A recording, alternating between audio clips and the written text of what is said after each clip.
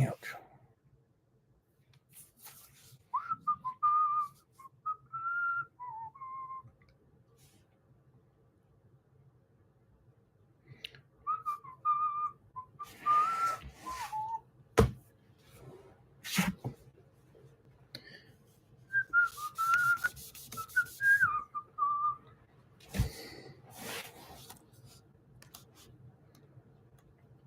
What's up, Rick? How's it going?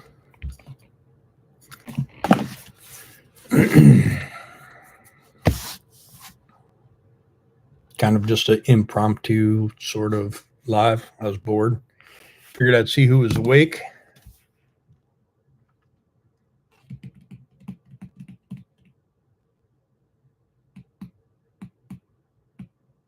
Blood truck. I'm doing good, Rick.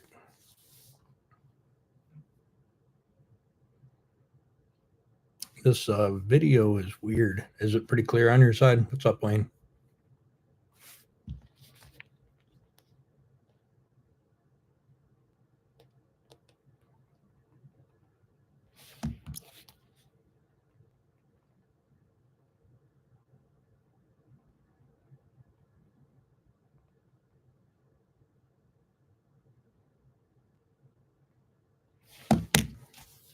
What's up, Alan?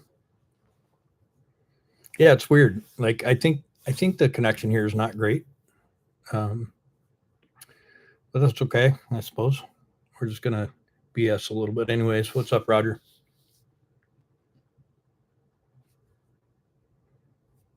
I wiped off the camera and see if that made a difference. It didn't seem to.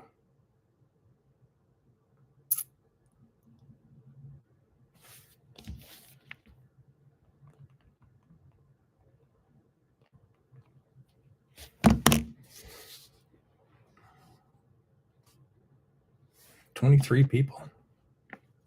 Let me see if this makes a difference. Makes a difference for me. I can see better. Anyhow.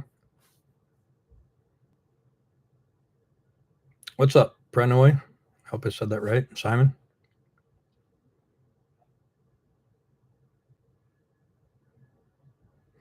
Hey, Jeremy. How's it going, brother?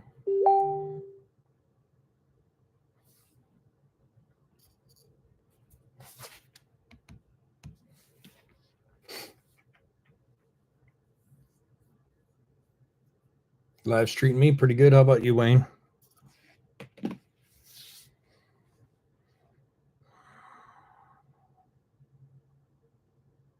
Nope, only 4 trucks so far, Rick. No new sales. I do potentially have 11 sold. We'll see. It's a friend of mine. We've been talking about it for a while, and I think he's ready to pull the trigger. So that would be cool. Guess I'll keep my glasses on. Otherwise, I can't read the chat. Oh, I can make it bigger. Hold on. Let me see. Oh, that's way better. Hate having old eyes. Wish I could get that fixed. What's up, David?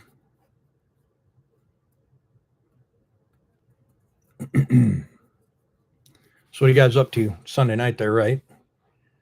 It's Monday morning here where I'm at.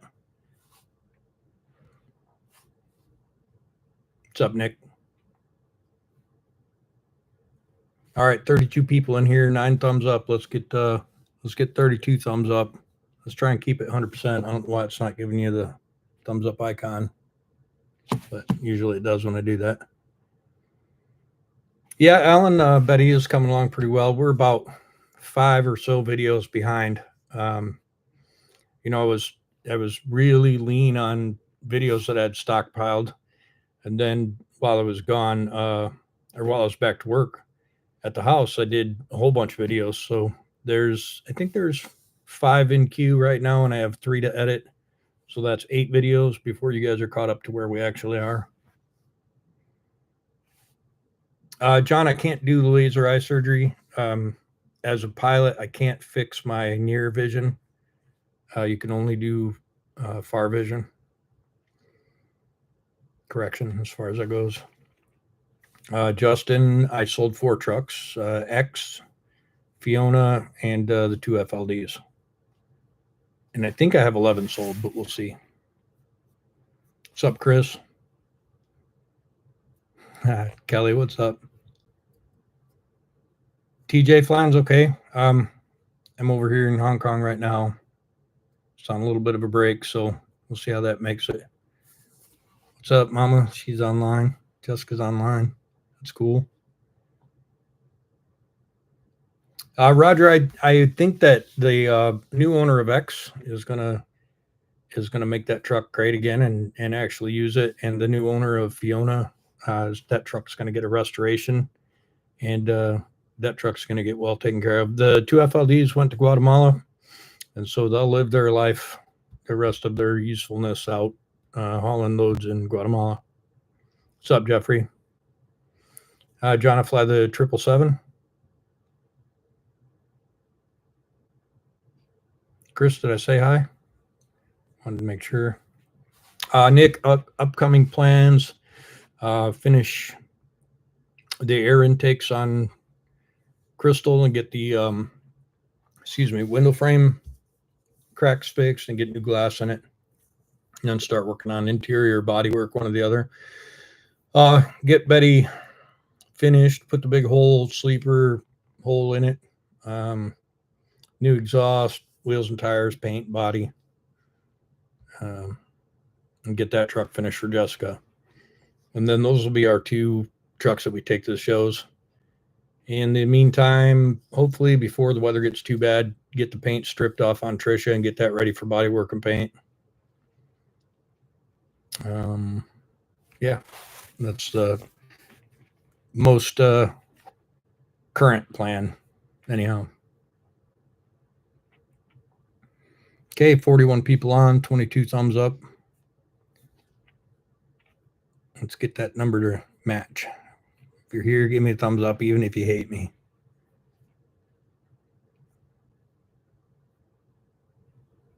Nope, Tim didn't buy X.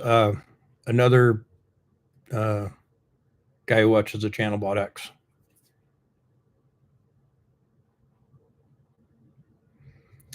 Am I going to paint Trisha myself? Yes. I'm not going to paint X myself, and I'm not going to paint Crystal myself. Those 2 trucks, especially Jessica's truck, needs to be amazing looking, and I don't think I have that ability. As far as Trisha's concerned, I'm going to try and do the paint and do a nice, do the body work and try and do a nice paint job. Only so much you can do taping it off and hanging plastic and painting it in your dusty shop. But hopefully it turns out okay. It'll probably be single color. You won't miss Fiona, Roger, because Fiona's going to have its own channel. So you'll be able to keep up with the progress on Fiona. And the guy that bought it, really cool. And I think you guys will dig watching his progress on that. Where's the old thumbs up icon? It should be just below the video portion. There should be a thumbs up, a like button somewhere right in there.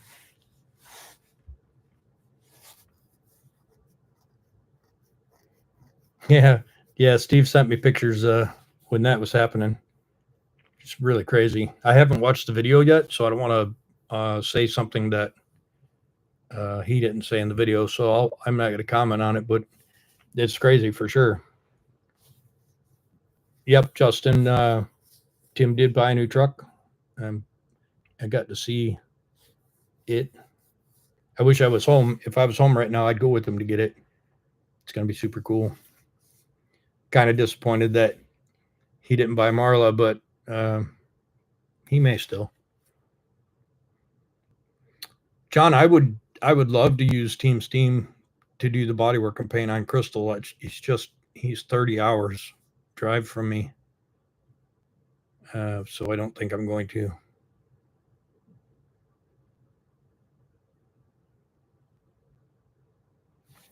Thanks, Roger.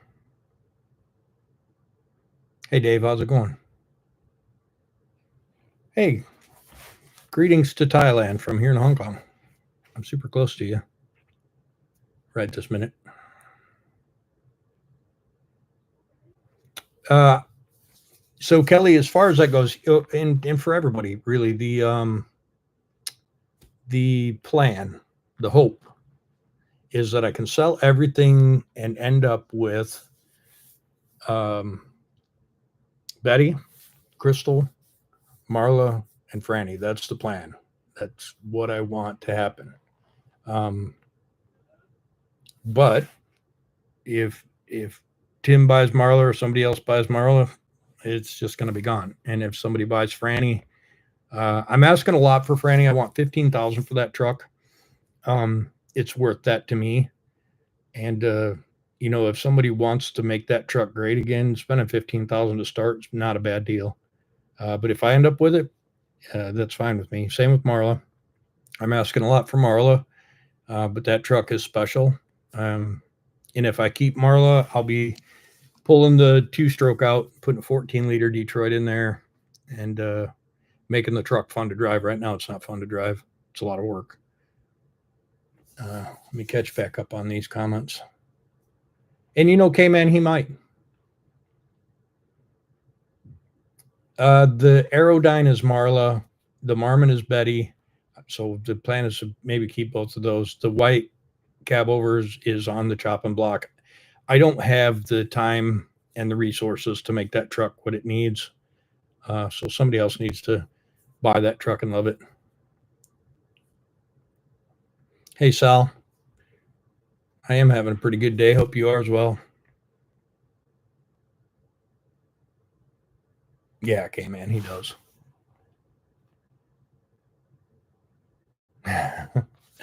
All right, Kelly. While you're the radiator in it, pull the engine out, put a E model cat in a 13 speed or an 18 speed, and then give it a cutoff with a nice modern suspension and about a 280-inch wheelbase, 8-inch exhaust with miter cuts, and of course, new glass and interior. Leave the paint alone though, and that's a deal.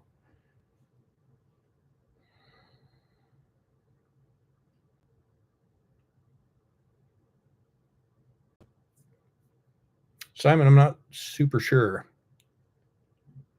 I could meet you in Leipzig, Germany. If you're, down for a little trek. Sometimes I'm in Leipzig.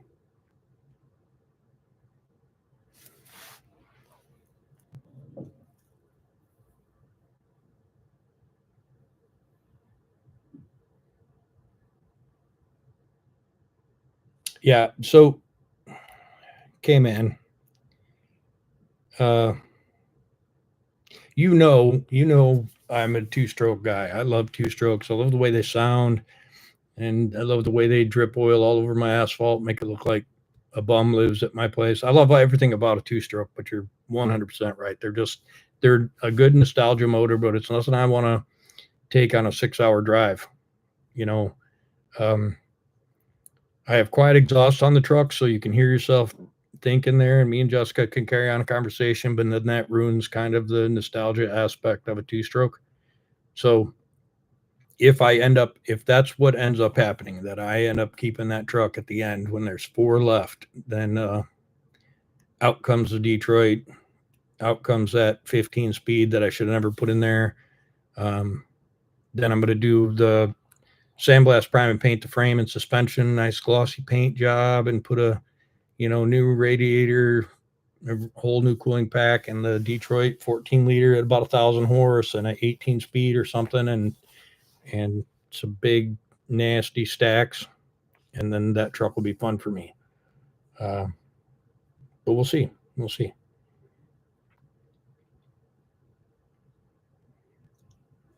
I can't tell you. I can't disclose the truck that Tim bought. Sworn to secrecy.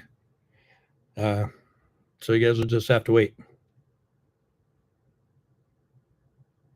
Kevin, he's not at this moment buying one of my trucks, but I do believe he will end up with Marla.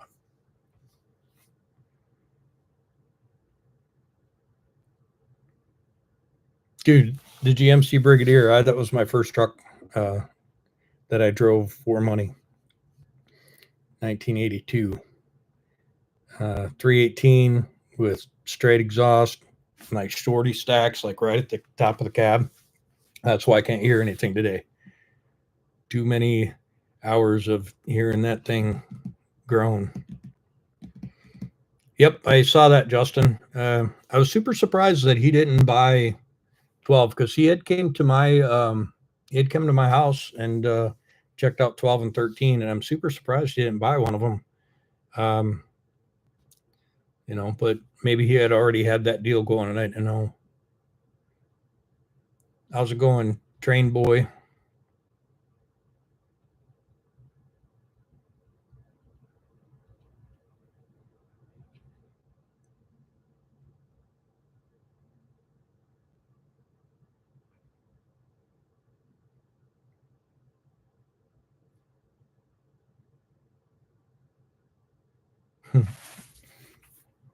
Nice.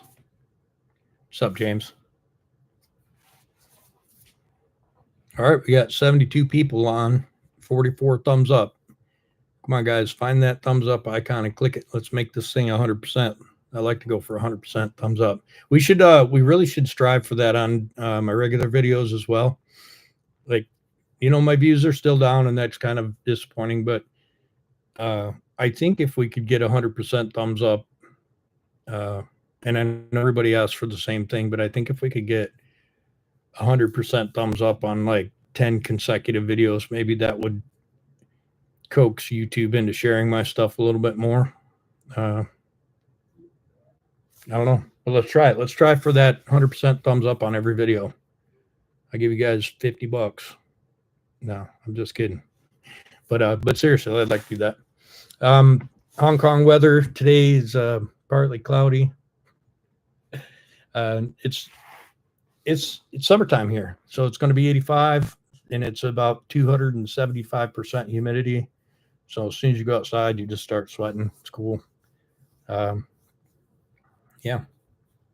And I'm in Sim Sha Su, which is, in the Kowloon area. It's pretty nice here. What's up, Josh?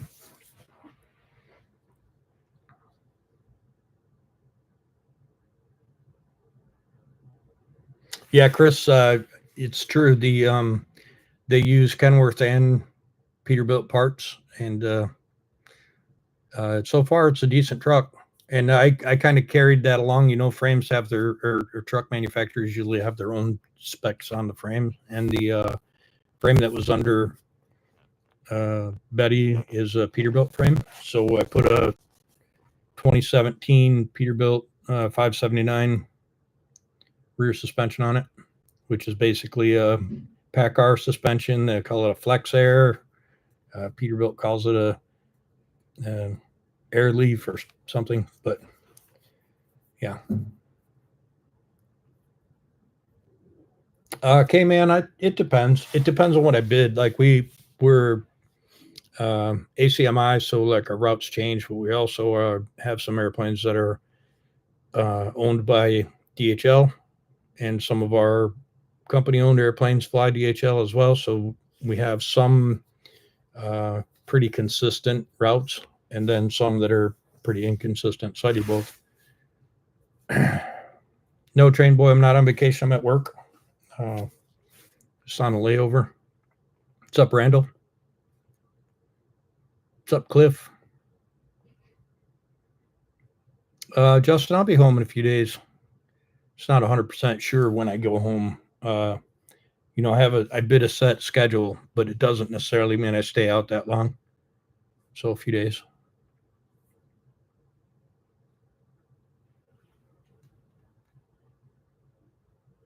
Yeah, Tracy, I'm gonna watch that video. I was actually catching up on some YouTube channels, and I saw that video and I kind of laughed because either when that was happening or right after that was happening, he sent me some clips, and we chatted back and forth about it, and it's pretty crazy.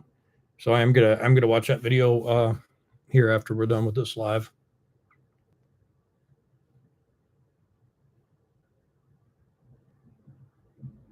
Yep, Braxton has definitely got a step up into the world. Braxton's such a good kid, man.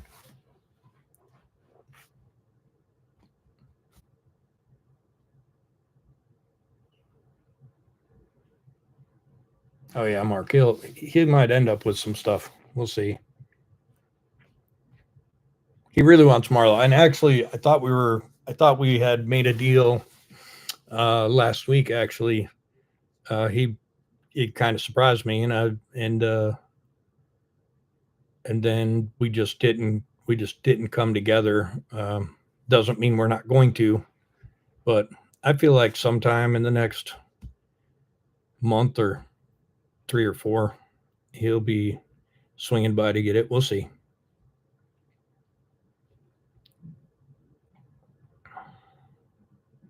Yeah, for sure, Tracy. Strangest thing I ever seen, actually.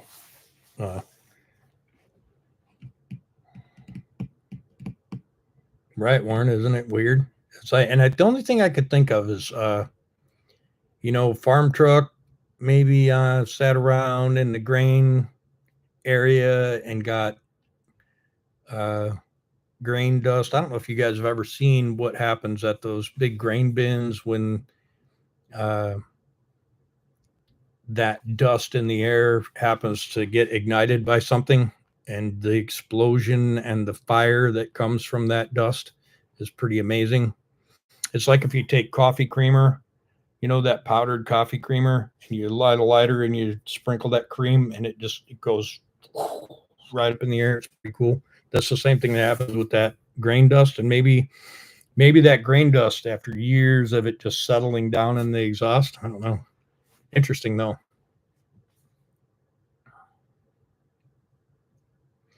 So flight time. So we're heavy crew, which means we have 4 crew members. 2 are at rest while 2 are flying, and we're allowed to be at the controls 8 hours a day. But since there's 4 of us, we can fly 16 hours, and so we break that up. Usually 3.5, 4 hours each in a row. Excuse me.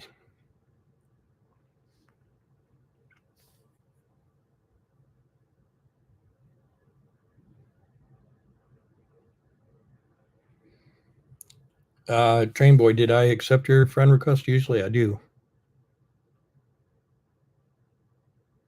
James, if I keep Marla, it's going to have a 14-liter in it. I already am searching for the things I want just in case I end up keeping it.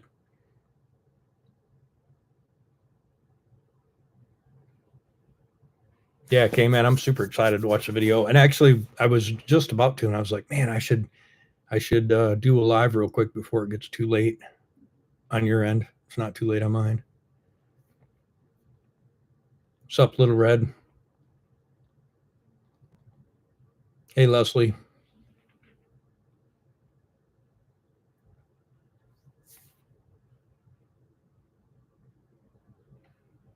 Yeah, for sure, Warren. I'm a ultra long haul 777 captain, cargo captain.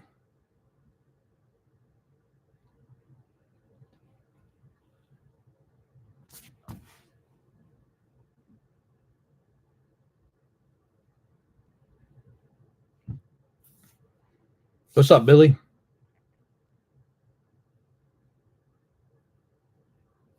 I'm enjoying the layover so far. I'm going to be here for a little while, and so I get to, have some good food and see some sights and stuff. Hey, what's up, Tommy? How's it going, brother? Everybody say hi to Tommy. Tommy Hall. He's a long-time channel subscriber and viewer. Yeah, came in for sure.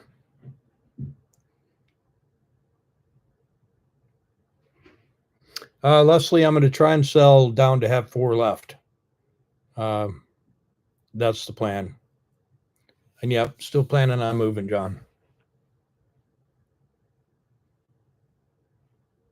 Kaiser bread, yes, absolutely. Actually, I wasn't really going to say much about it, but I've kind of partnered with Truck Shrouds, and if you guys watch Twin Sticks, you know he did the same thing when he did the big hole on his 359, little by little, and that's what made me reach out to them as well. And yep, we're gonna do a deal together, and I'm gonna use their ring, and uh, and we're going to try and do that in November. Um, and if not November, I don't know, because December we're not going to be working on trucks much. Where me and Jessica are going to be doing some me and Jessica stuff, and but I'm hoping to have the big hole kit done relatively quickly because I need to get that sleeper installed. I need to do the big hole ring, then do the exhaust on the truck, which sucks, but it's going to be a lot easier to get under the cab from that area. So replace all the stuff under the cab and get the elbows on. We'll take the exhaust mounts off the cab and get those sandblasted, powder coated, and get them reinstalled on the cab. And we'll get the exhaust on, and then put the sleeper on, and all of that's going to be temporary because then it's going to come all back apart to get painted. But you know, we don't have any place inside to keep the truck for the winter, so it has to get done for the couple of months of crappy weather. So that's what the plan is. But we're definitely going to big hole it. Uh, that is definitely in the works. We do not have the ring yet, but hopefully when I get home.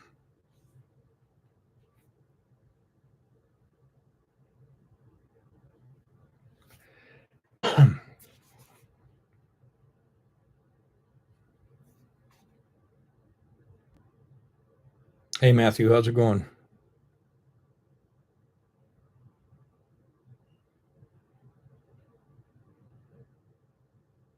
Yeah, came in. It's yeah, it's hard to get some things. Now there's you know, it used to be Chicago Marmon, and then Brandon Leno, I think is how you say his name. He bought that warehouse load of stuff, and now he sells Marmon parts, but they're getting tough to find. Like there's been a lot of things I've asked about that he just doesn't have, and nobody's making that stuff. So we just gotta do what we can do. Sorry about that. Hey Keith, how's it going?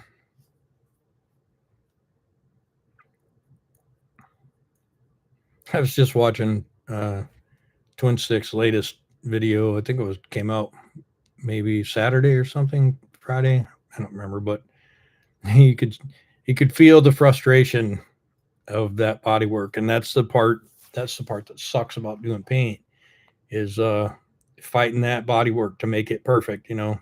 And he's doing a really good job uh, on that truck.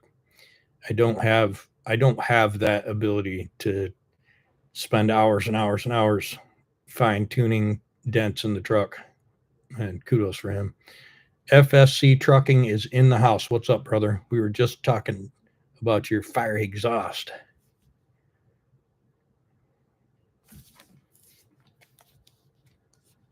I gotta check this message real quick, see what's going on.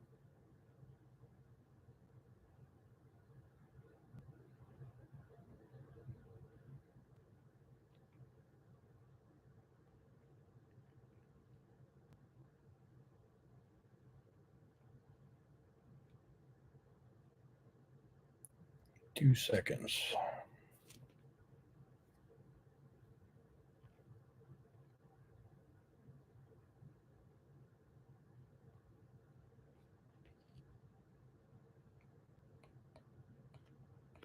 Okay, it was more like 10 seconds. Let's see what I missed.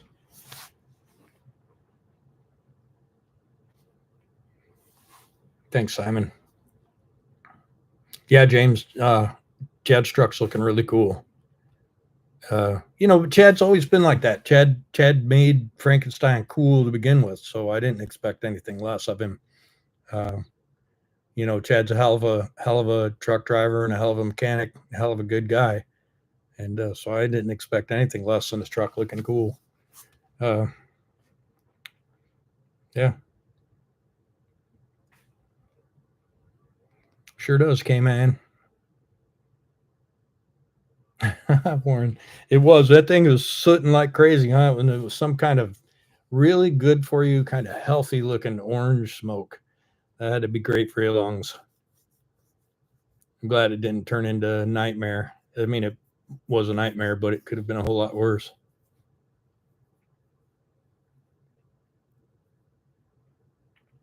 Definitely no clickbait on that title either. I was like, I've seen that video come up, you know, and I told you me and Steve had talked about it a day previously or so, and when I saw the video, I was like, yep, that's no lie. Mosquito abatement service. That's awesome. Hey, what's up, Red Wolf?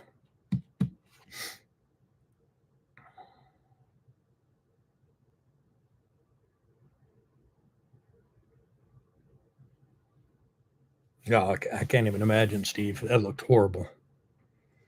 And it wasn't like it was just a, you know, a easy smoke. That shit was burling out of there. That was awesome. I mean, not good, but cool looking anyhow.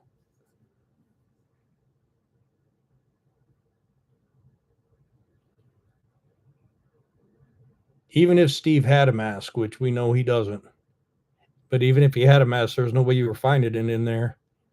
Zero visibility. TJ, you know what? I rode on the 7.4.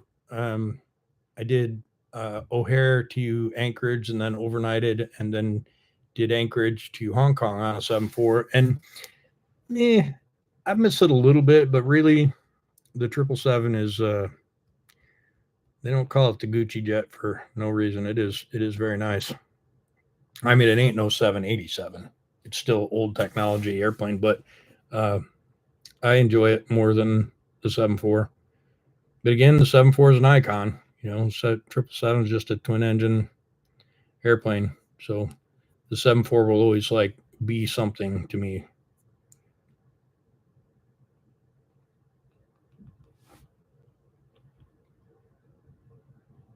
Yeah, for sure, John.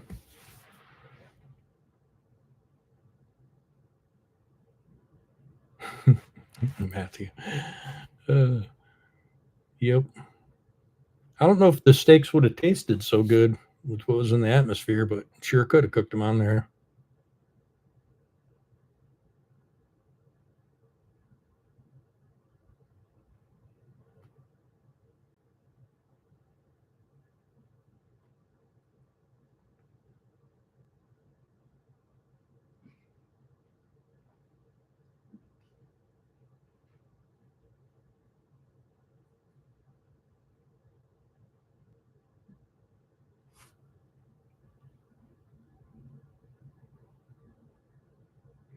Jason, nope, I don't have any plans to fly. I'm just sitting reserve right now. Um, so I'm actually hoping I don't have to fly. I'd like to just spend my rotation hanging out in Hong Kong and then go back home. But we'll see what happens. Yeah, JC, isn't that? I mean, you probably have already experienced that, but for me, that was crazy how hard that steel was. And I was like, man, what is going on? This just sucks. And I actually had gotten tired of trying to drill through that thing, and I brought it over to the bed of my truck, and I put a brand new bit in there, and I was like, oh, I'm just going to take my time, and I'm just going to oil the hell out of it, and it literally didn't drill uh, 30 thousandths in, and it smoked a bit, and I was so frustrated. Um, but yeah, we did end up getting it done, but not I. It didn't happen with my drill, but it was super crazy.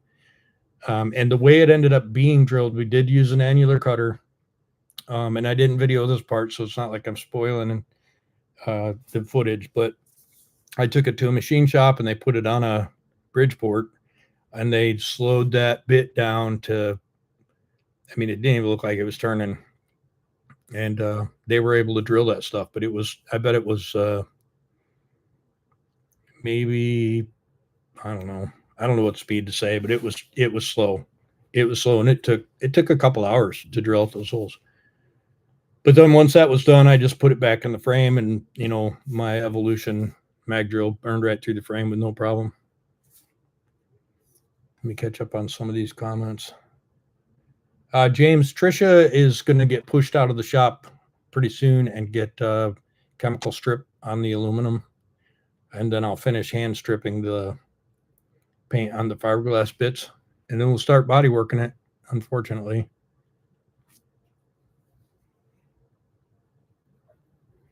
I do fly helicopter a little bit. Um, I'm not rated, but I was working on that a long time ago, so I do have some helicopter time. Huey's my favorite helicopter, of course.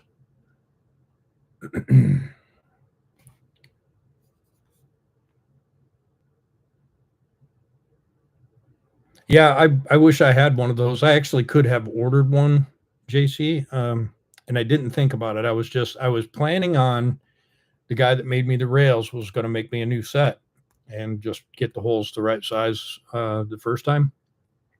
But while I was waiting for that to happen, I just kept pushing and pushing until I finally got a buddy of mine with a Bridgeport to help me cut those holes.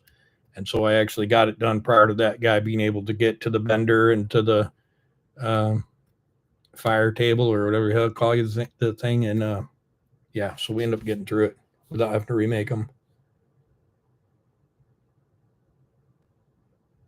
Yeah.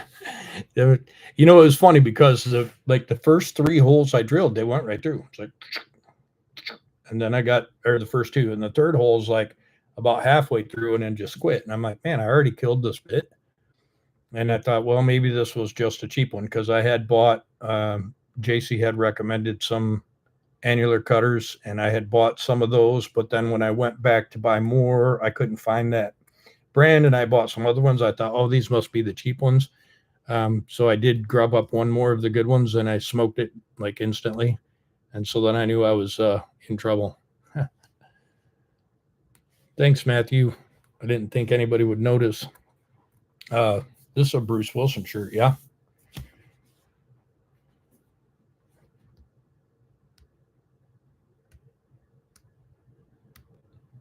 How's it going, Elko channel?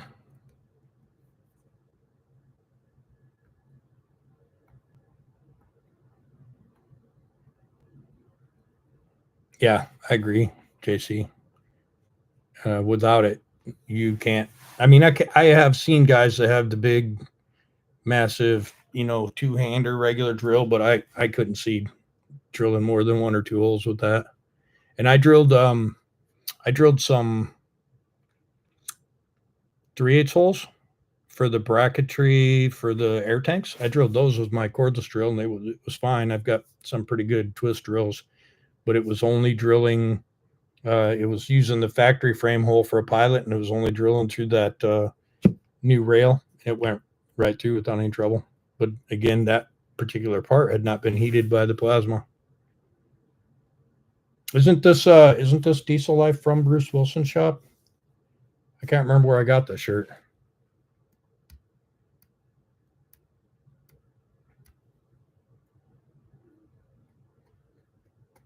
What's up, Glenn? How's it going, brother?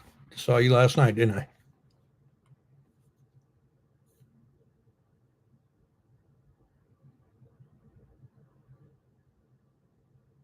Oh yeah, for sure, Steve.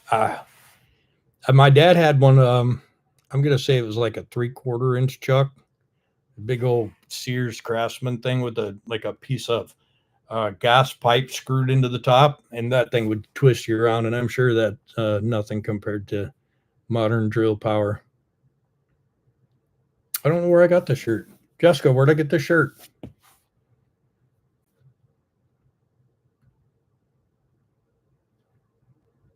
Yep, screw pipe handle. Absolutely. Absolutely.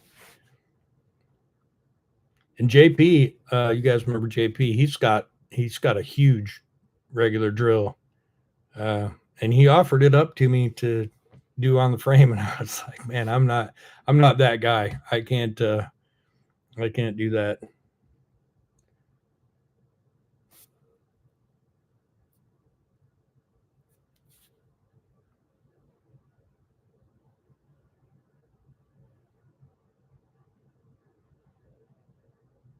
Yeah.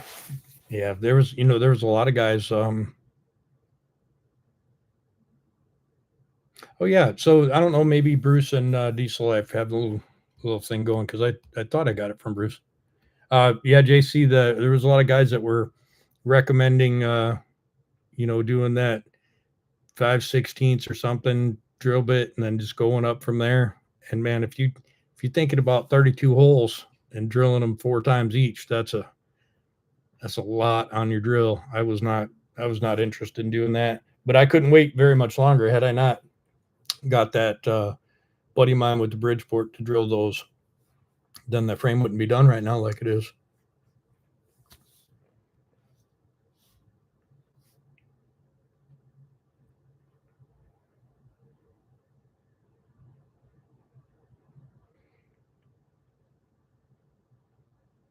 Oh, you know what? You're right, Kevin. That corded Milwaukee, my brother has that drill, and that is a badass drill. But I still wouldn't want to do it, not for that many holes. Right. So those holes.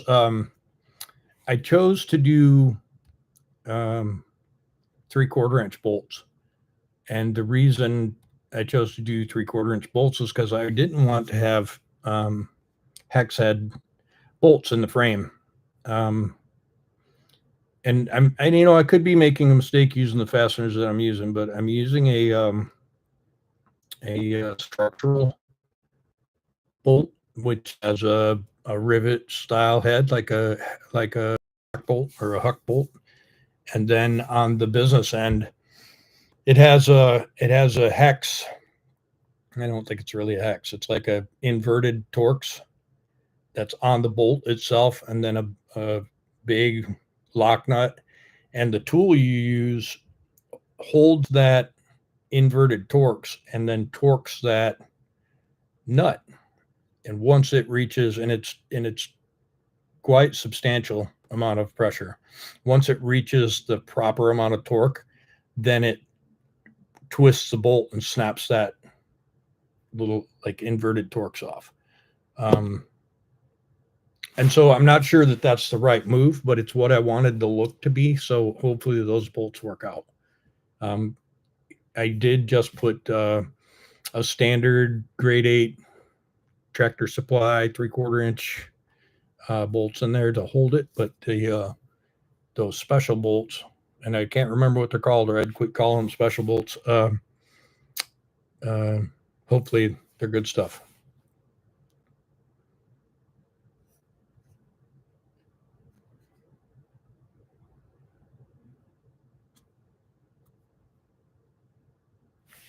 I don't even know what that whole hog thing is that you talk about, JC. I might look it up to see. Um, but I definitely like a mag drill. The only thing about I should have taken my Evolution is older. I bought it used, and it has the it has the oiler that oils like a collet, and then that collet has an oil hole in it, and then that goes down through the center of the annular cutter. I don't know if yours is the same way. I assume it is, but that makes it very annoying when you're not drilling something vertically. Um, but I don't know. It was more just oil in my jeans. Uh, what's up, Edward? What's up, Tim? How's it going, Russ?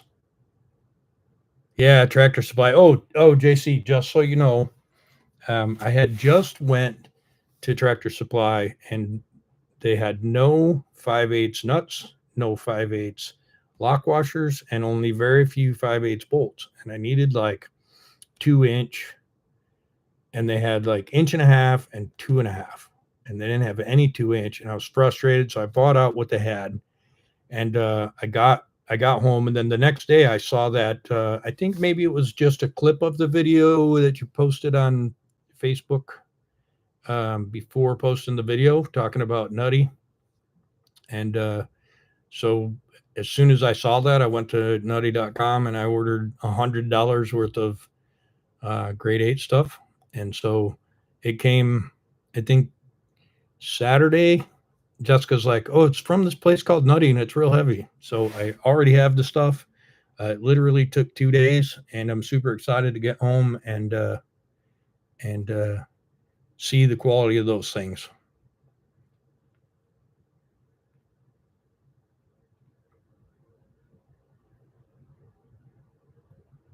Oh, really, Kevin?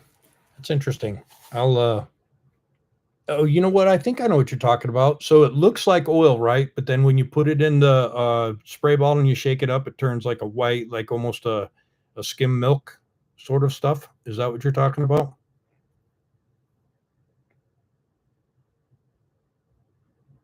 Oh, that's fancy. Man, I knew I should just spent the money and bought a good mag drill. Yeah, that, like I said, that evolution I got's pretty old. What's up, Pavel? Me too, Tim. And Jessica's getting super excited. Uh, I don't want to disclose any future video coming up, but Jessica's starting to get super excited about it.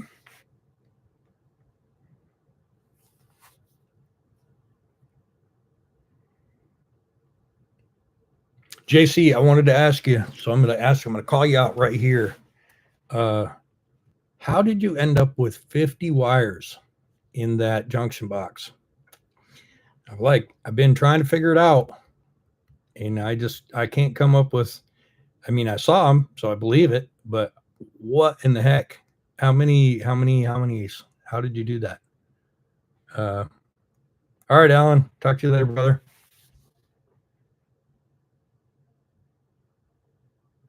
All right, Kevin. That sounds good.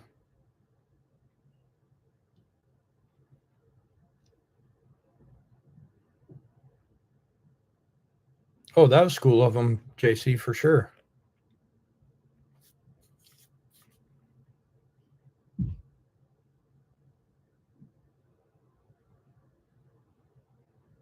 So did you change it to fine thread bolts and fine thread nuts, or did you change it to coarse thread bolts and coarse thread nuts? How's it going, Dean? Um, we can review again because I know there's more people on than were when we started. But Tim, I'll jump on your question in a second. Dean, as far as truck updates go, so far 4 trucks have sold. X, which is the classic, Fiona, which is the CL9000, and then both the FLDs. Those are all gone. Actually, the FLDs are gone. The other 2 trucks are paid for, but still on property. As far as updates go, can't really tell you what's happening with Betty because I'm about 5 videos behind. So you just have to watch those, which will work out good because right about the time I'm getting home, you guys will be caught up to where Betty is, and then we can take off right from there. Tim, so the only thing that I was working on, and I think that video, is coming out Wednesday. It's just kind of a little update, sort of look at a couple things. I've been scheming on the air intakes for Crystal, and I think I've settled on how it's going to be. So we talk about that a little bit, and then there was some stuff on Marla that need to happen, and so we were kind of going to get started on that, but it turned out the things that I had available to use just didn't work out, and so we didn't really do much with that. And then there's some other stuff, but as far as other projects go, haven't really done much except for Betty. Betty has been the primary focus for the last 2 months. Excuse me. And yeah, my stomach doesn't like this Hong Kong breakfast.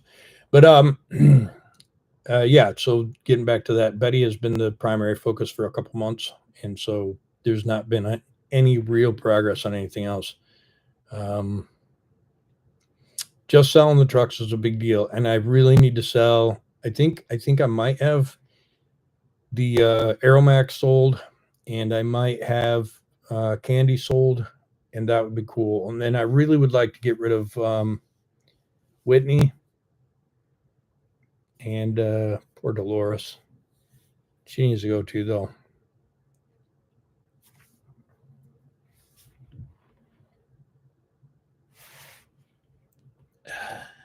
Warren, I'm going to address that question in a second. I want to read JC's reply. 2 7-pin plugs. 2 7-pins at the front. 5 for the left side light. 5 for the right side. 6 original harness. 7 for the electric trailer brakes. Oh my God! See, JC, that's the thing that I suck at. Like, if you give me more than 5 wires, I can't do it. I can't do it. My brain does not compute. Kudos to you for being able to handle a 50 wire junction and have that stuff work. Because if I did 50 wires, I'd have 49 dead ones and one that did what I didn't want it to do. Well, Tim, come on over. I'll give you a ride, Marla. All right, Warren. I don't have the sheet with me. I was just looking at it, but I didn't take a picture. But the paint stripper that I have is not available to the public. So when I do the job, I will probably disclose that information. But it's not something you can buy. It's not readily available. It takes a long time to get it. But I'll say what it is when I'm using it. I just can't remember off the top of my head what it is.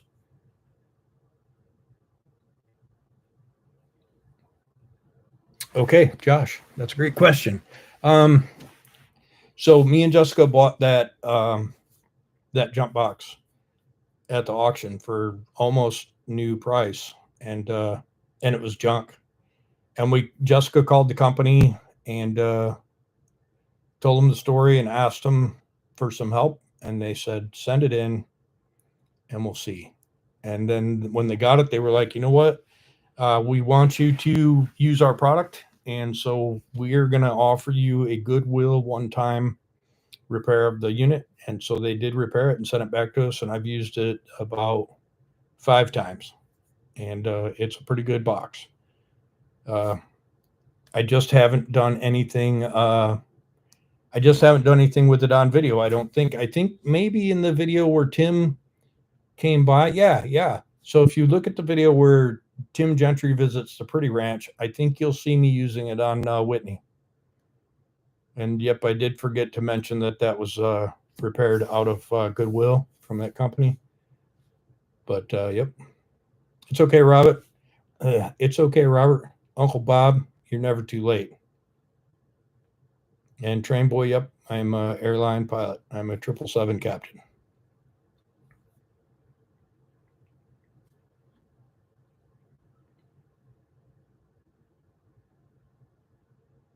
Yeah, JC, that's not my thing. I'm not good at electrical. So let me ask you. You were talking about that junction box you bought, and you had mentioned that you like that one better than the cheaper, kind of thinner, cheaper box. Were you referring to that same black one that I use? And if so, where did you get your more rigid box?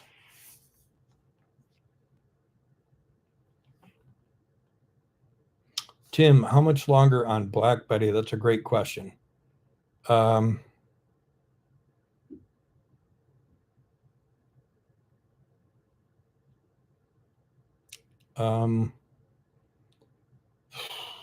while, months probably, because see, here's what we have to do. We have to remove the interior and insulation on both the cab and the sleeper, and then we need to uninstall the existing sleeper ring, and then we have to mock up the new ring and make the hole wider. But the problem is that the new ring is shorter than the old ring, so we'll have to put a doubler in along the bottom, and then once we put a doubler in, cut that bottom out and get the ring mounted. Once we do that, then we've got to hook that whole thing in where we can use hooks, and we use blind rivets where we can't use hooks. And then once that's finished, we got to use the same process to the sleeper. Now, if that happens to happen in 2 days or 3 days time, that'd be super great.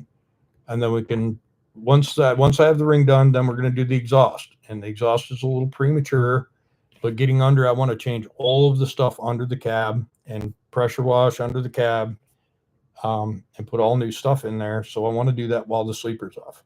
So that's going to take a day or two, maybe a week. And then once the exhaust is on, because also we're going to take the cab mounts off for the exhaust and have those sandblasted and powder coated. So that's going to be a week. And then hook those back on and then put the exhaust on. And then when that's finished, make the cabin sleeper up and reboot it. So that's going to take a month or two. And then, then and in the interim, and probably right when I get home, take the fuel tanks back off, call the sandblast guys, get them to sandblast that whole frame from the cab back, and then, triple prime and triple paint that thing, and then get after those things that we were just talking about. So there's a lot of time involved in that. So we're probably talking 2-3 months before the truck is assembled. Now, I'm going to let the cat out of the bag on something. The hood of the truck is in horrible shape, and I've been trying to find a replacement, and they're unobtainium. Chased down a few that were supposed to be real, and they were from Scamsville, USA, so they weren't really a thing. And so I ended up, I have the hood removed from the truck right now and is at a fiberglass shop. Now, I'm told that it is going to look as good as new and be completely functional. And also, while it's there, they've taken the grill out, and those grills are unobtainium, and mine / Jessica's has some damage. And so there's an aluminum guy who is supposedly going to make the repairs that are necessary and then get that thing polished up. So maybe when I get home, the hood will be finished and in a black sealer, and the grill will be finished, and we'll reassemble that and get it back on the truck. That's the only teaser I can give you. I was told that while I was gone, I would get some pictures of progress, and I have not got anything yet. I don't want to bug the guy, so we're just waiting to see what happens. All right, now back to it up here on these messages. All right, JC, appreciate that, because I'd like to use that. I have 3 of those little black ones that I use in stock, but I'm just curious how well they'll take the sun. So far, the one that's on Crystal looks as good as it did when it was new, but I don't know how much sun it's actually seen. What's up, Ramon?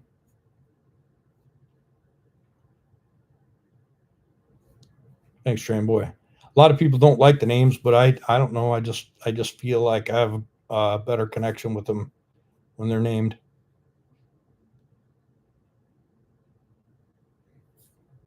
I'll have to check out Diesel Life. I have no idea who that person is, so I'll check it out. What's up, Zach?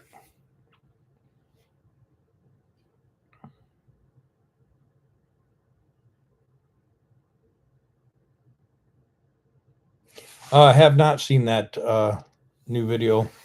What's up, Ida? And I've decided we're not going to make the bunk bigger on Betty. Not right now. That doesn't mean that we aren't going to do it. It's just not getting done right now. That's something that's like, maybe if Jessica decides that she really wants to do it prior to paint and body, that might be something that we just do.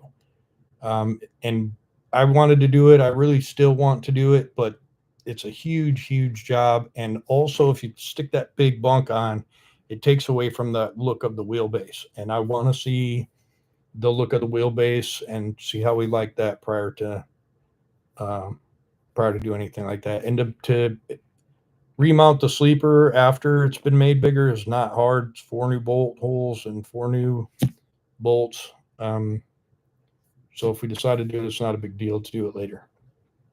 But the big thing is this truck has to be ready for mats. We're not going to spend 3 weeks immediately prior to Matt's throwing stuff together on the truck to try and get it there. So we're going to have the truck ready for Matt's before Matt's. And I think doing the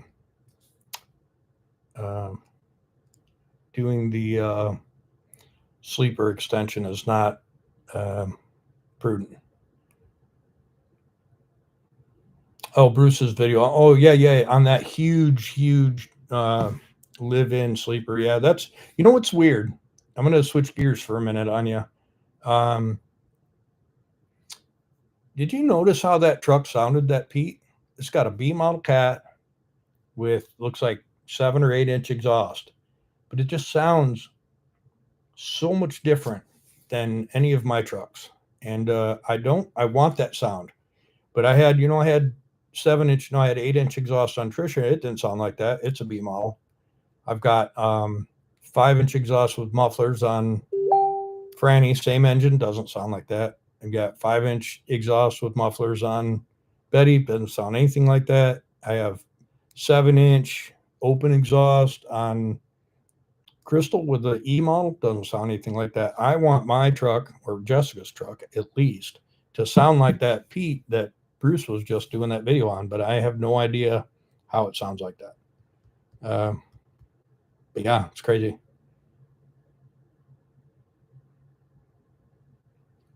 I've thought about Jones, and again, my hood is a factory hood, and it is rough. Lots of off-roading in that truck. I mean, everything about that truck was rough. That truck was a log truck for a long time, and man, she is rough, and she knows how to wield it for sure. But so anyways, I'd like to have that hood fixed, and I think that I've got the right guy, and I think it's going to look amazing, and I'm like super excited to see it without the headlights being all droopy. So fingers crossed it comes out great, and we get that thing back on the truck, and Jessica is happy with it.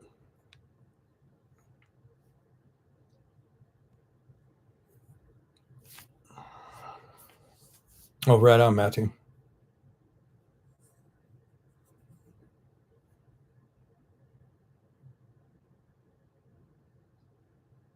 Oh, okay, Dave. That makes sense. And yeah, Kevin, I believe me, I stood inside both of them, and had my little planner's cap on, and I really would like to do it. I really would, but it is going to be a huge undertaking. So we'll see. We'll see how it goes. But I would really love to use the front half of the original sleeper and use the back half of the new sleeper. But for now, I'm going to big hole the new sleeper and stab it in there, and then I'll spend that same $1,000 to get the glass put in the top that I did on the original sleeper. And I actually thought about taking the glass out of the original sleeper, but I want that thing to be usable. Somebody may want that sleeper, so I don't want to have it opened up into the weather when I can just spend $1,000 and get new glass. Yeah.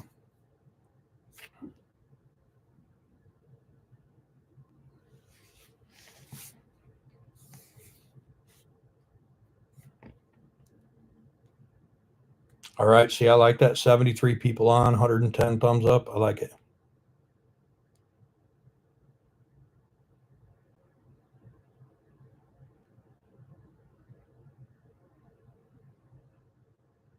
Whew, JC. That does not sound like any fun. Freightliner Columbia Integral Sleeper. Oh boy. Tim, where do you live? Hello, Saudi Arabia. Good to see you here on the chat. Oh, that's cool, Matthew.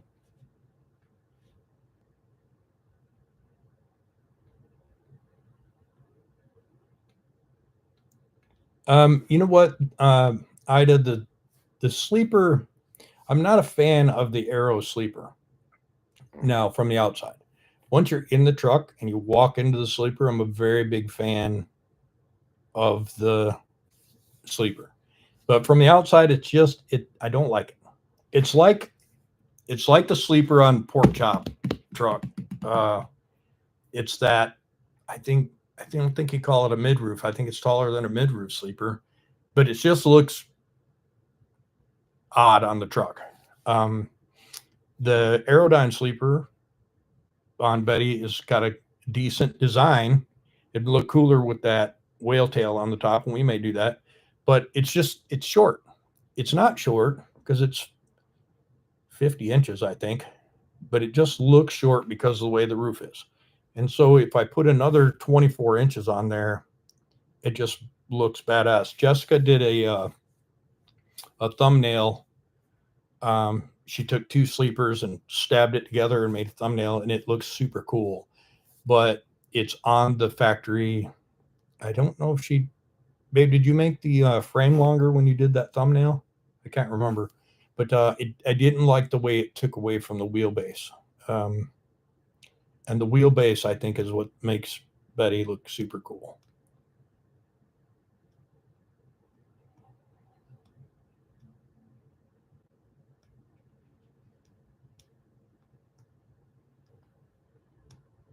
You think a reefer, Tracy? I was thinking it would look cool with the globe on it. Uh, Delaware's kind of a long drive to come work with me on the weekend, Tim, but you're welcome. I do have flat top disease. I love the flat top. I love a flat top from outside of the truck. And then I hate a flat top when you're on your hands and knees in there crawling back to the bunk. I hate that. Jess, when you were making the thumbnail with the extra long uh, bunk, the extra big bunk, did you stretch the wheelbase in that picture as well? I can't remember.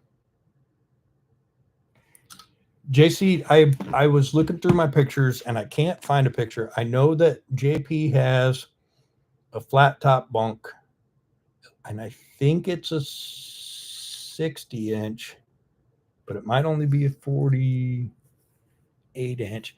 But I have not reached out to see if he could snap a pic and tell me about it. And I was just going through in my mind the sleepers that he has there. And I think that's just that one that's in good shape.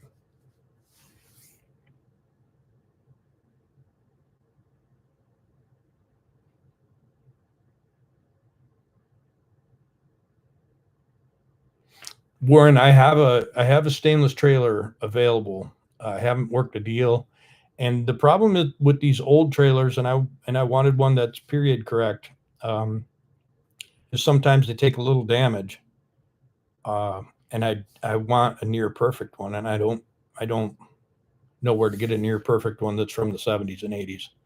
But I do have one that I've been eyeballing, and it's a shorty. I think it's 40 foot, and it's got that round front. I think it's a Fruhoff, and it's like a 70s or 80s, early 80s. Pretty cool trailer, but it's got a little bit of damage. It was a construction trailer, so I think they put a side door in it and stuff. I don't know.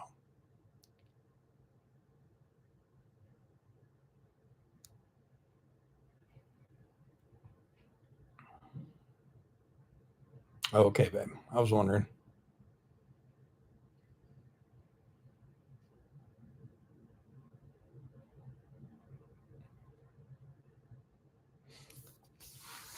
So, Cayman, that's interesting that you say that. I've been recently experiencing that in my mind. I love cab overs, but by the time I've taken one to a show that's a few hours away and spent a couple of days sitting around it, and then have to climb up into that thing and drive home a few hours, it's true. A cab over is it's definitely not a luxury ride. Now, Marla, I don't know how many people have like lived in an Aerodyne, a big bunk Aerodyne, but that truck is as close to heaven in a cab over as you can get, and it's still not a conventional. Like, I don't know. it's definitely you have to love a cab over to have a cab over for sure.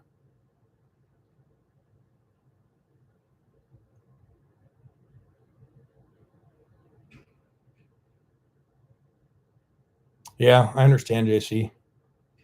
I'm gonna reach out to JP and see what that one is that's sitting there, because it's already off, but it is a long distance from you.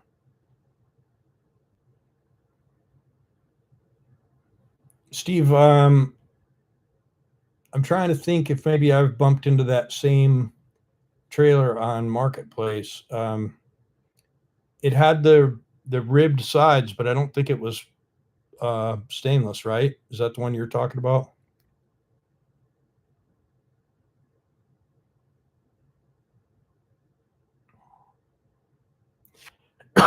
There's not a ton of room, at least in the cab or the Kenworths. There's not a ton of room to make the hump smaller. All right, TJ. Thanks for hanging out. Well, Tim, swing by. I'll take you for a ride, Marla. Take you for a ride and Candy too. Candy is a really good truck. I cannot believe somebody hasn't bought that thing yet.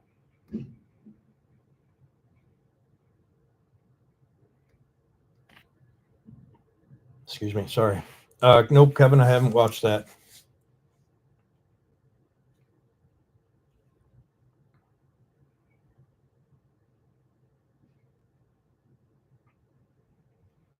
Oh, that's crazy.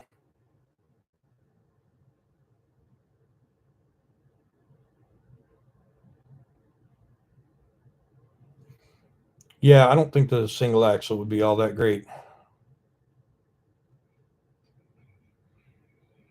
What's up, Peter?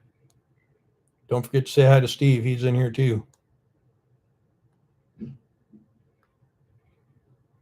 See you later, Tommy. Take it easy, buddy.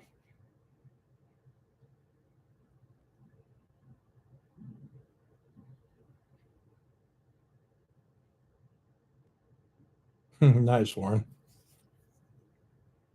Okay, me buster.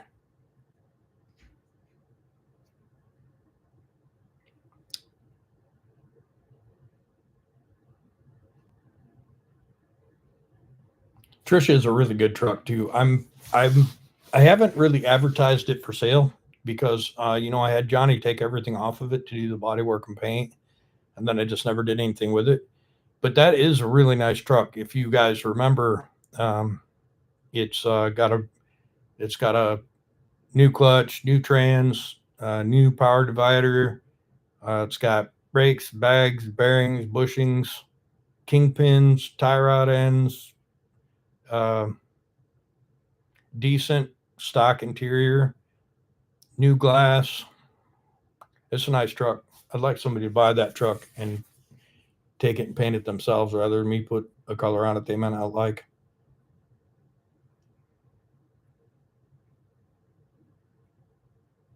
Yeah, Crystal is going to look nice, babe.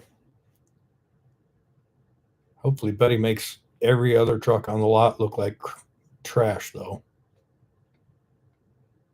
Peter, we sold X, Fiona, and 12 and 13. So that leaves us with 9. And we're going to try and sell 5 more.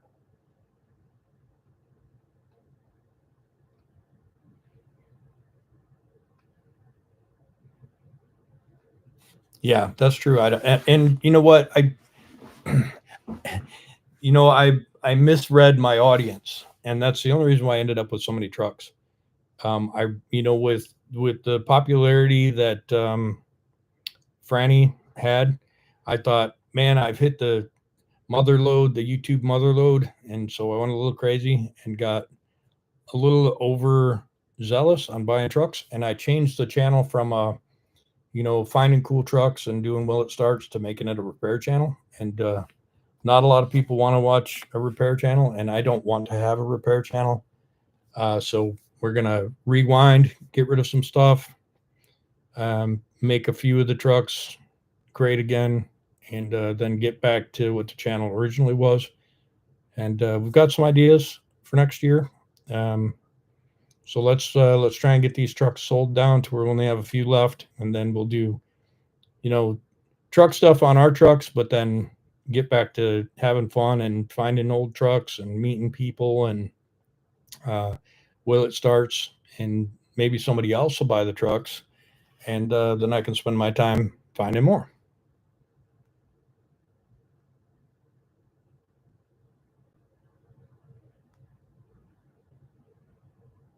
Oh, right on, K man, that's cool.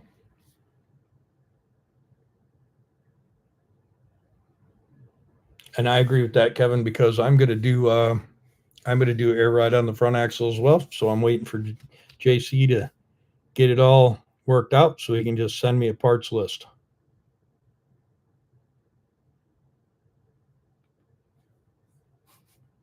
That's right, Lone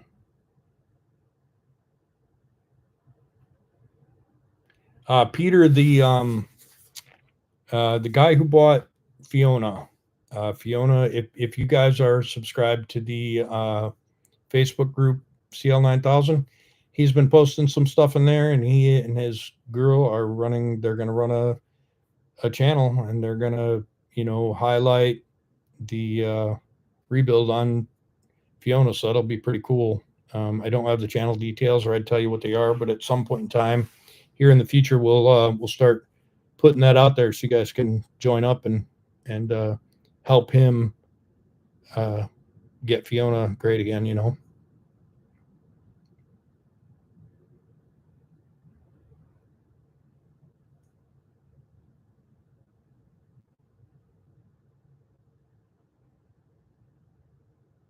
Oh yeah, okay, man. There's hundreds of trucks. Like I have a whole plan for that, but I'm not going to get into that. But the like I said, the main thing that I want to do right now is get the trucks I have gone, except for the four I want to end up with. And if I only end up with three, I'll be okay. But I want to get that done so I can get my plate opened up for more stuff.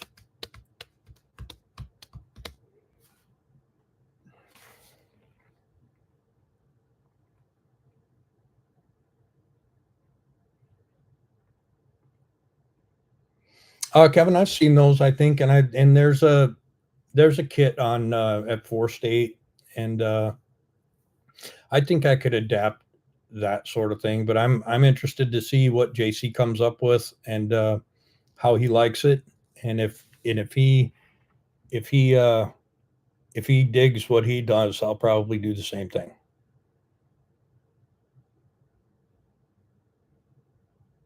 Old Iron Trucking, I'll check that out.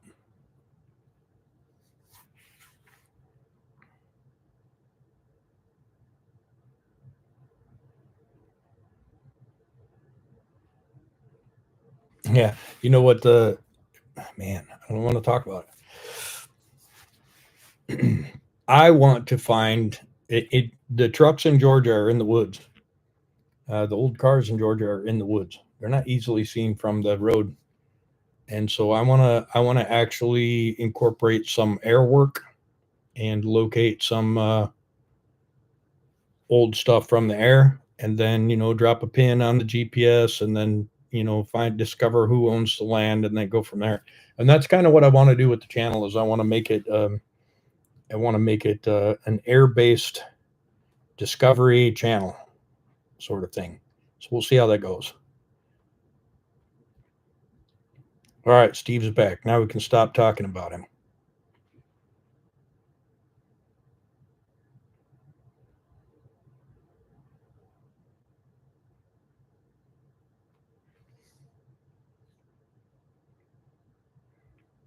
Somehow I think Steve's drink might not be a big gulp, but it might just have a little bit of a fluid in there with a couple of ice cubes, if I'm guessing right. Steve, are you home or are you out?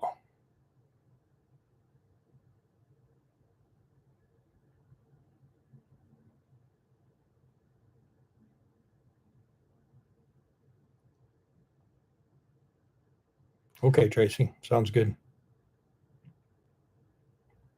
All right, train boy. Take it easy, man.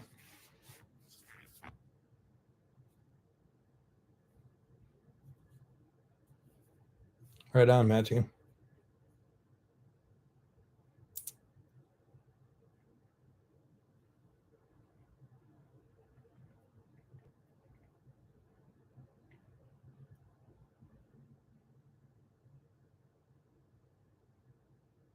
Yeah, Warren, same thing. I watched every episode of that.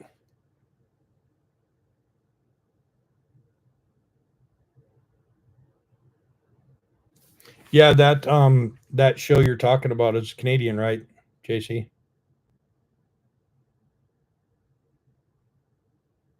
Yeah, I knew it. I knew it was going to be bourbon. Easy now, K-Man. You might be disclosing secret information.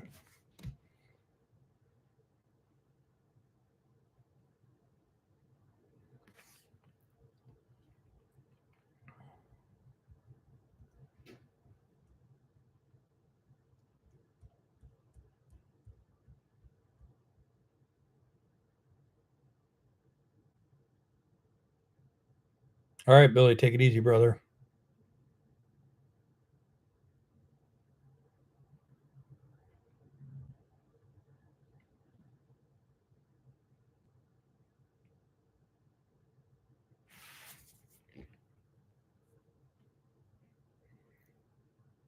JC, if you are talking about that one from Canada where they fly in the airplane, it's funny how that came about though, because I had pitched an idea to someone, and then shortly thereafter, that show I'm referring to in Canada with the airplane became a thing, and it kind of pissed me off. Um, but maybe it was something that was in the works way before I pitched it. Um, so I don't know, but that's what I'd like to do. And I actually, after that show came out, I was like, man, I don't know if I want to do it now because, now it seems like I'm just copying somebody else, and I hate to be a copycat. Um, but yeah, I would love to do something from the air like that. Peter, I won't sell Crystal. I won't sell Betty.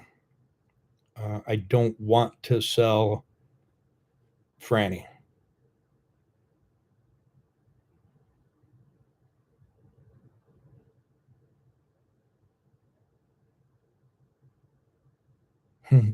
So it's funny that you say that about Huey because I was just looking at him yesterday.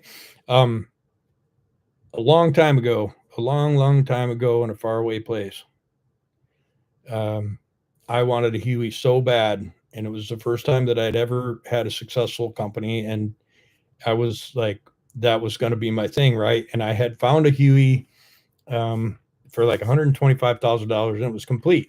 And it had run in a long time, but it was complete. And my dad talked me out of that. Um, and I regret it because I probably would have had some fun with it and probably flew it illegally. There's some things about a Huey. You can't just get one and fly one. They're not they're a restricted class deal. So it wouldn't be something you just go and give it an annual and go fly people in it because you just can't. But uh, yeah, yeah, yeah. Anyhow, I would still love a Huey, but now they're like 1,500,000, and they're still a restricted class, and so I can't do that. I don't have that. I don't have that Cletus money. Uh, so probably end up with a Hiller, UH1B. So if you want to check those out, Hiller, UH1B. That's what I want.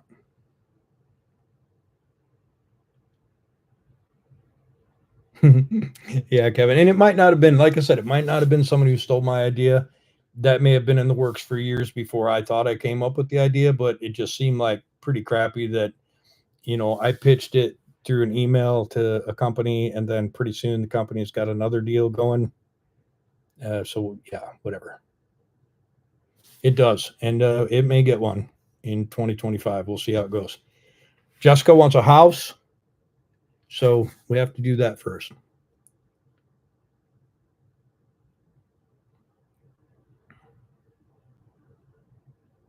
That's nice, Warren. It's awesome.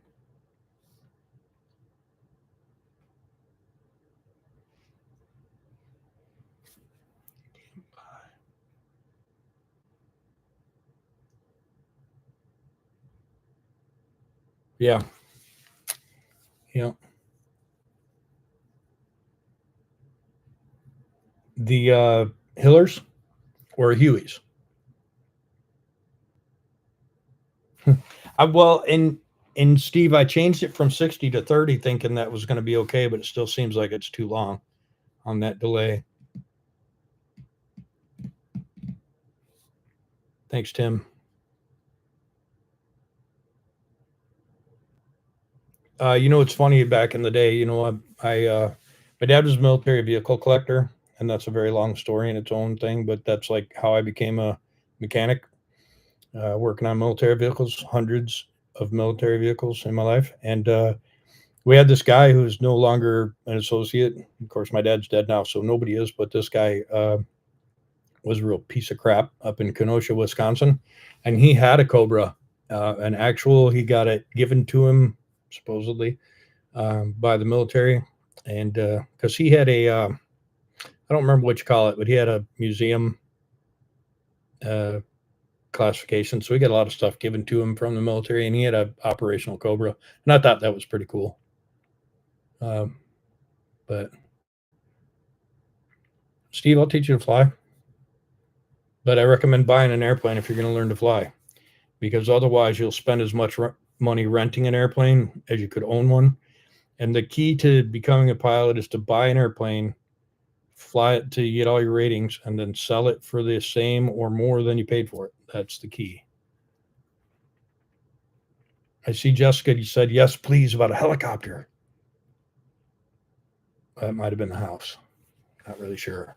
She wasn't clear. So if I bought a helicopter right now, I could just say, "Oh, but baby said yes on the chat. I misunderstood."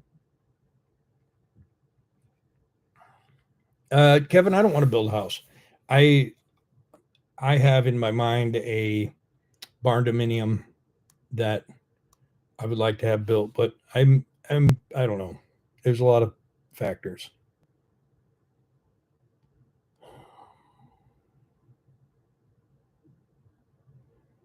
I can teach you to fly, JC. Same rules apply though. You need to buy an airplane to do it. Jessica wants a house that's not in Cedartown. I just said my thing. Scratch that. Rewind. She wants a house that's not where we are. She wants a new house in the country.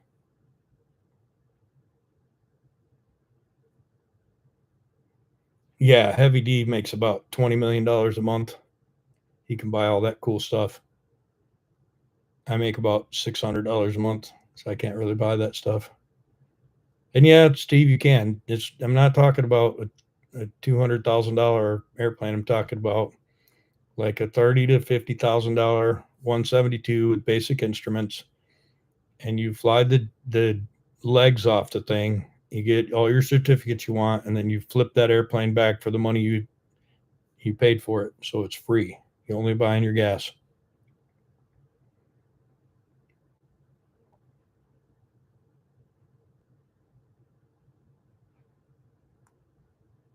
My dad was Marine, Tim. Oh, and he was actually in the Air Force as well. He was in the Air Force, and then he quit there and went to the Marine Corps.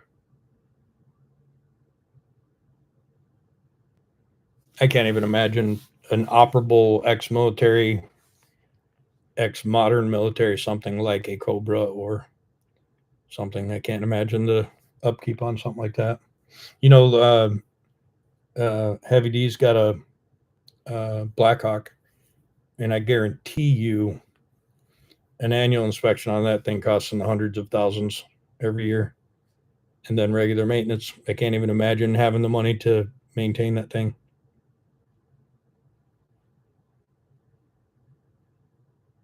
No, that's no good, Tracy. That's not how you take a helicopter ride.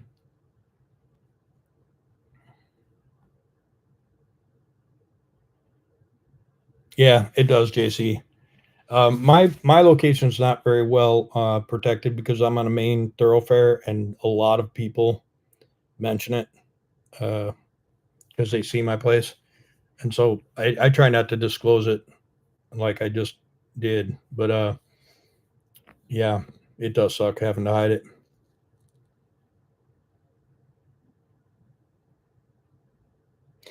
Steve, I have had good years and bad years when it comes to paying for aircraft maintenance.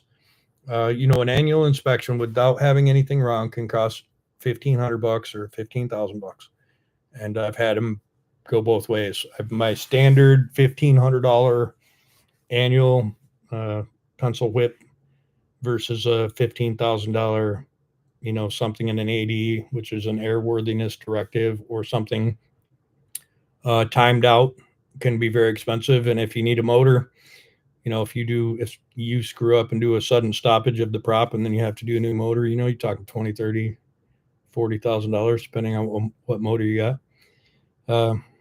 So yeah, it can get expensive.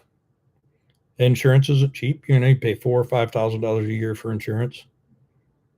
But if I were to take all of the airplanes, I've owned 6 airplanes, and at one point I had 3 at the same time. And I paid to have all my maintenance done at a reputable shop. And if you take all of the money I spent on airplanes and all the money I spent on fuel and all the money I spent on instruction and all the money I spent on maintenance, and then in the long haul of selling them all, I made money. So, take that for whatever.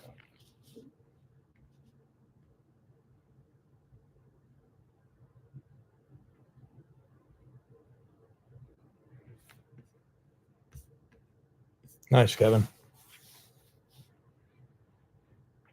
Now I'm seeing a rotor on Betty. That'd be super cool, wouldn't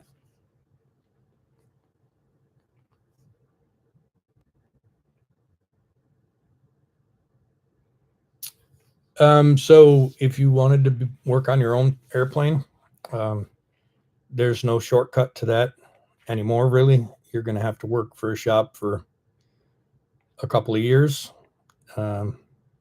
You have to have so many hours of airframe and engine work. You call it power plant. And then you have to take a check ride, basically, which I've heard stories of, you apply for your rating and the FAA sends an examiner and he says, okay, demonstrate doing a valve job on a 0320 head, or, take this piece of sheet metal off the airplane and put it back on. And here's a prop, and they hit it with a hammer. Is this repairable or is it junk? And then fix it if it's repairable. So the test is hard. So you really need to know. And just having an A&P license is not the end game, because you can do the work, but you can't sign it off unless you're an IA. So you need an A&P and an IA license. But it can be done.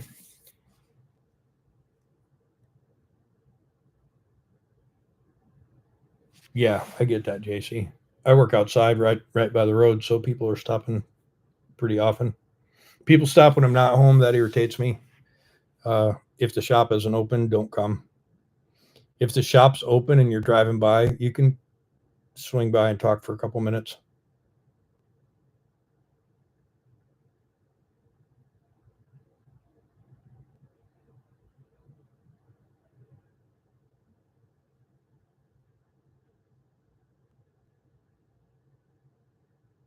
Yeah. Yeah, Steve, when I didn't go in the Navy, because I joined the Navy when I was in high school. And then when it was time to go, I didn't go. I had fallen in love with a girl who would later, well, you know how that goes. But anyways, I didn't go, and they were really mad. You'd be surprised how mad the Navy can get if you don't go once you say you're going to go. But they were promising me, and the guys that I signed up with were all going to be like something special in the Navy. And the few guys who actually went were like electricians or uh, regular mechanics working on trucks and generators and crap. Nothing wrong with that, but not what they were promised by any means.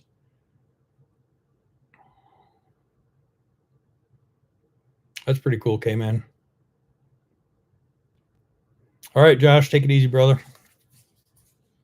And Ed, you know what? You want to hear a quick story about being an aviation mechanic? When I was a successful business owner in Florida, and I loved aviation, and so I was doing flight instructing, and I was working in the shop, and I was literally a couple of months away from taking my uh, A&P check, and I got pissed off at the company I was working for, and I grabbed my golf clubs and went home and didn't come back. So I missed my opportunity to get my A&P, and so that sucks. Um, and that time spent doesn't really transfer. So, like at this point, if I said, "Hey, I want to do my A&P," they would laugh at the fact that that time was 10 years ago, and well, it's been longer than that now, a dozen years ago, and they would be like, "Yeah, that doesn't count." So, moral of the story is don't get mad at your employer and cut off your own nose to spite your face.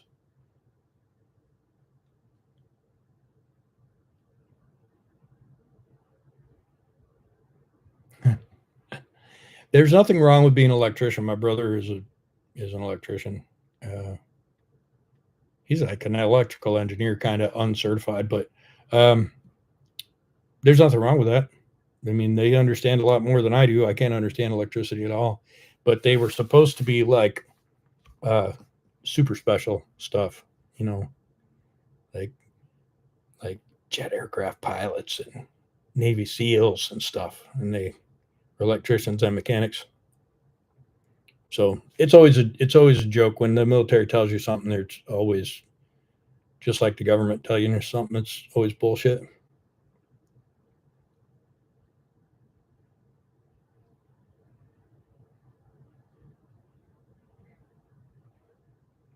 Yeah, okay, man. I get that. That's probably what I would have been. Um, I'm remarkably dumb though.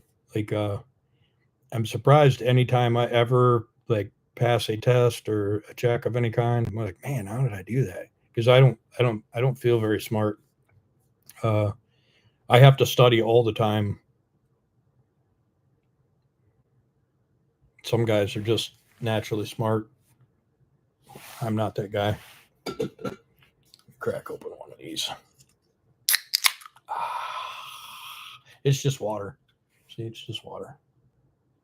Mineralized, still water. Yep, crazy, isn't it?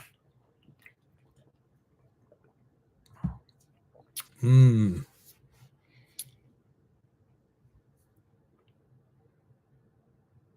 Nice, Kevin.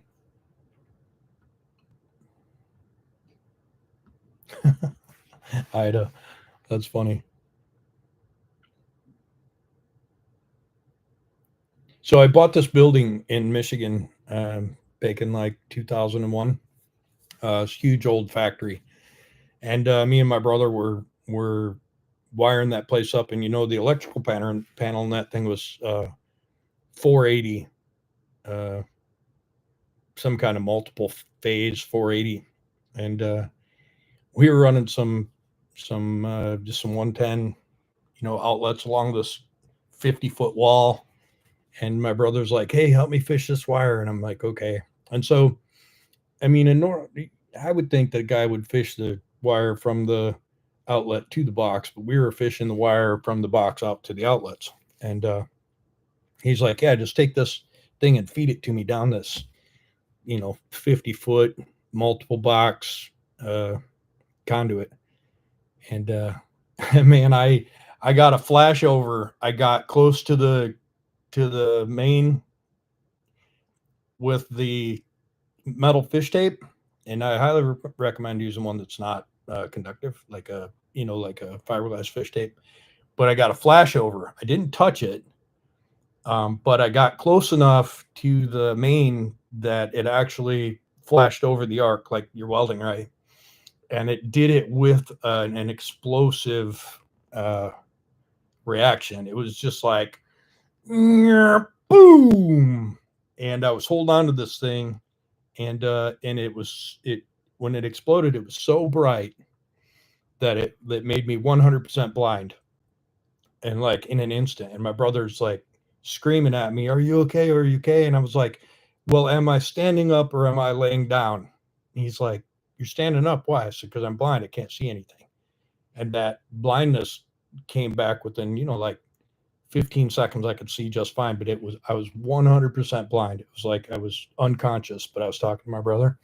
And after that, I decided I'm not messing with anything electrical. I've never, ever, ever experienced anything quite like that in my life.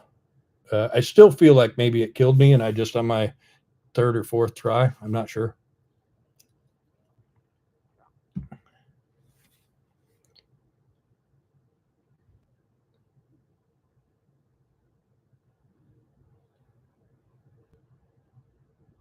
Lick it. Nice.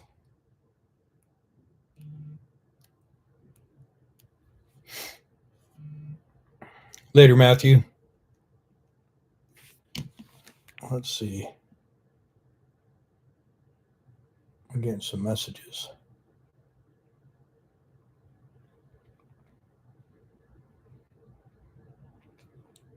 All right. Yeah, JC, that's crazy too, right? Like I remember hearing we were doing safety films when I worked at General Motors, and we had just got done doing confined space training, which confined space training is more scary to me than electrical or fire or anything else, because that confined space stuff kills you so fast you don't even know you're getting killed. But there was a video. Uh, a guy was in electrical panel, and he got into a DC, some sort of DC voltage, and he was making this noise. Uh, and it was kind of horrifying. Uh, yeah, but they couldn't get him off it, and he was making this noise that made you kind of sick. And it was one of those, remember when you went through driver's training and you were watching that video, red asphalt, blood on the highway, like they tried to scare you into being a good driver. The same thing with that hazmat and confined space and electrical hazards training. So yeah, that DC stuff is pretty scary. Pretty scary.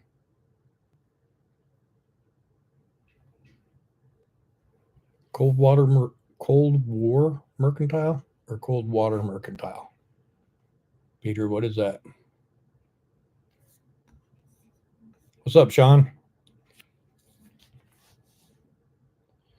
4:30 in the morning on the Baltic Sea. It is 10:38 a.m. where I am tomorrow for you guys.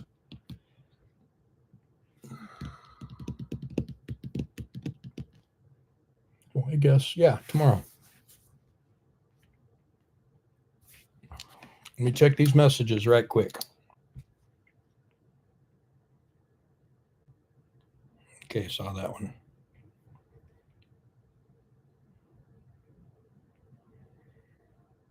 All right, cool, JC. I got that link.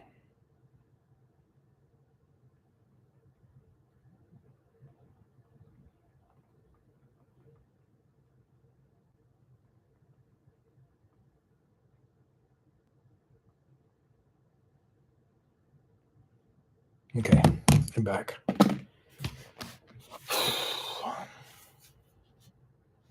So what now? What do you want to talk about?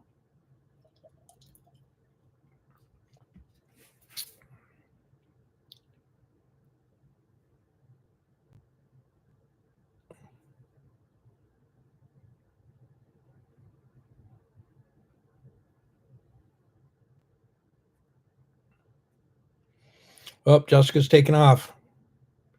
Good night, babe. Oh, I can tell you the future, Kelly. Trucks and helicopters.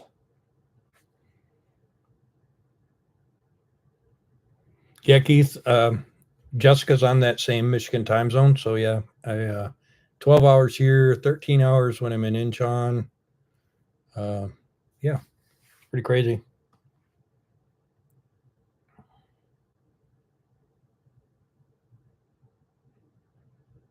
Cold War Mercantile. I'll check it out. You taking off, K-Man? We'll see you. I'm probably going to wrap it up here in a little bit anyways. It's been an hour 45.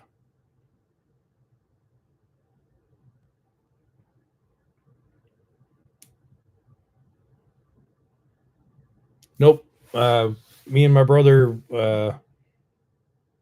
we ended up closing down that shop and moving.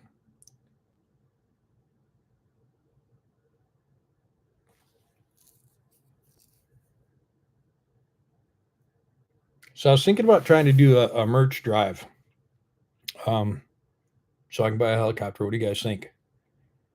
Think I could get everybody to buy 10 shirts each, like all 60,000 subscribers? I mean, I can only get 6,000 people to watch videos, but you think 60,000 people would buy 10 shirts? Then I could buy a helicopter. That'd be super cool.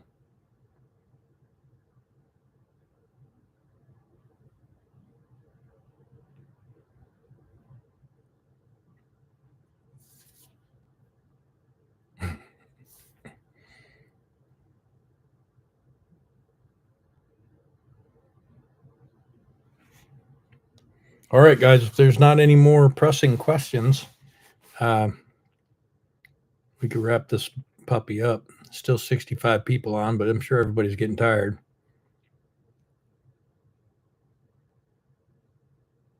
So give it about 15 more seconds. If we don't have another question or something, we'll wrap it up.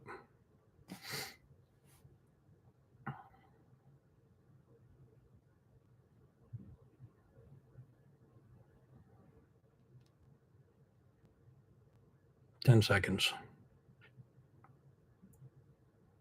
5, 4, 3, 2, 1.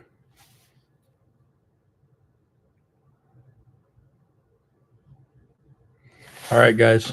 It's late. I'll let you guys get going to bed or to work, depending on what's going on. And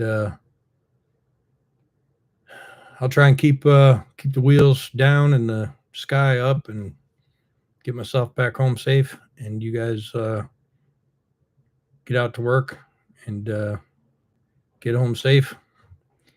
And we'll see you again on another live pretty soon. In the meantime, don't forget to check out Saturday's video we released if you haven't already watched it. And then stand by for Wednesdays.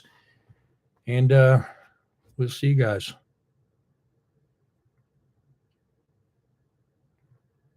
All right. See you guys later. I forget how to turn this thing off. Oh, there it is. Thanks for coming, guys.